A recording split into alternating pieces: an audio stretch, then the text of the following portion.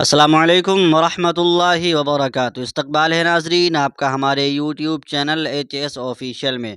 سامعین، ایک مضمون گردش کر رہا ہے جس کا عنوان ہے مسجد کی صفائی نہ کرنے پر امام صاحب کے ساتھ بدتمیزی اور مار پیٹ، مقام دیوبند۔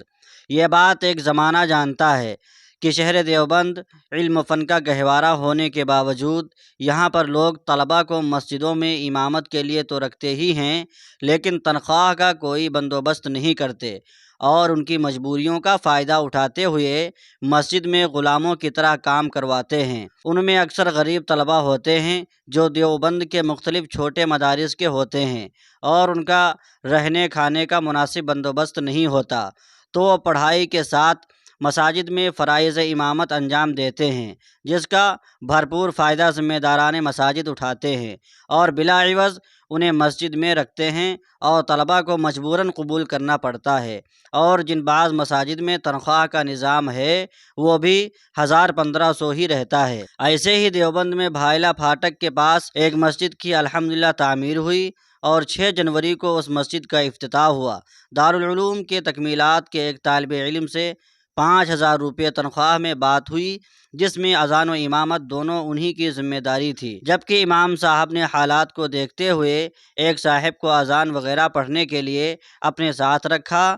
کیونکہ وہاں لوگوں میں جہالت اتنی تھی کہ اذان وغیرہ پڑھنا بھی نہیں آتا۔ بعض مرتبہ امام صاحب نماز پڑھانے کے لیے کھڑے ہوتے تو پیچھے سے کوئی مقتدی تکبیر بھی نہیں پڑھ سکتا تھا، تو کسی تکبیر پڑھنے والے کا انتظار کیا جاتا تھا۔ اس لیے امام صاحب نے وہاں کے لوگوں کو سیکھنے سکھانے کی ترغیب دلائی اور تعلیم دین کی اہمیت بتلائی۔ اسی کے ساتھ اہل محلہ کو گھر گھر جا کر سمجھا بجھا کر مسجد میں لائے، جس کی وجہ سے مسجد میں فجر کی نماز میں بھی اچھے خاصے مقتدی ہونے لگے تھے، جبکہ اس سے پہلے اس بستی میں 2 اور مسجدیں تھیں جن میں 1-2 نمازی یا وہ بھی نہیں رہتے تھے اور دیر تک مقتدی کے آنے کا انتظار کرنا پڑتا تھا۔ اسی طرح مکتب قائم کرنے کی بھی ترغیب دی اور لوگوں نے آ کر مسجد میں اپنے بچوں کا نام لکھوانا بھی شروع کر دیا۔ قصہ مختصر، وہاں خدمت اور محنت میں کوئی کسر نہیں چھوڑی اور مسلسل فکر کے ساتھ محنت کرتے رہے۔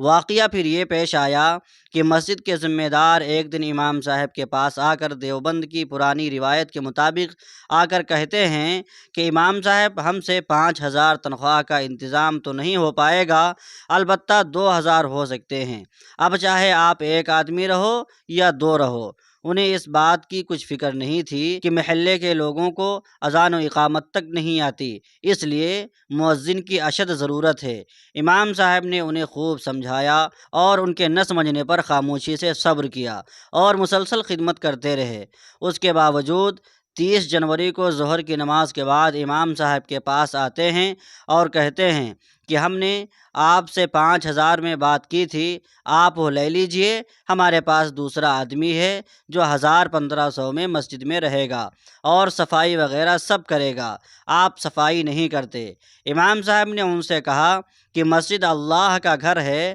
اور اس کی صفائی باعث اجر و ثواب ہے، لیکن اس کی ذمہ داری صرف امام یا مؤذن یا کسی مولوی ہی کی نہیں بلکہ ہر مسلمان کی ذمہ داری ہے، اور انہیں خوب سمجھایا اور کہا کہ آپ کا کوئی طریقہ نہیں کہ امام اور مؤذن کو جب چاہو بلا لو اور جب چاہو بھگا دو۔ اگر میری کوئی غلطی ہے جس کی وجہ سے آپ جانے کے لیے کہہ رہے ہیں تو مجھے چوک پر کھڑا کیجئے اور جو چاہے سزا دیجئے۔ اس کے جواب میں کوئی غلطی نہیں بتلایا اور امام صاحب نے کہا کہ آپ کے کہنے سے میں چلا جاؤں گا، لیکن آپ کے دیے 5000 میں سے 1 روپیہ نہیں لوں گا، آپ کے پیسے آپ کو مبارک، ہم کوئی پیسوں کے لالچی نہیں، اور جب عوام کو امام کی قدر نہیں تو میں بالکل ابھی جاؤں گا بغیر کسی توقف کے، اور اپنا سامان تیار کر کے جانے لگے۔ تو جاتے ہوئے مسجد کے باہر راستے میں کھڑے ذمہ داروں سے کہا کہ ہماری قوم کو امام نہیں غلام چاہیے۔ اس بات پر وہ لوگ امام صاحب سے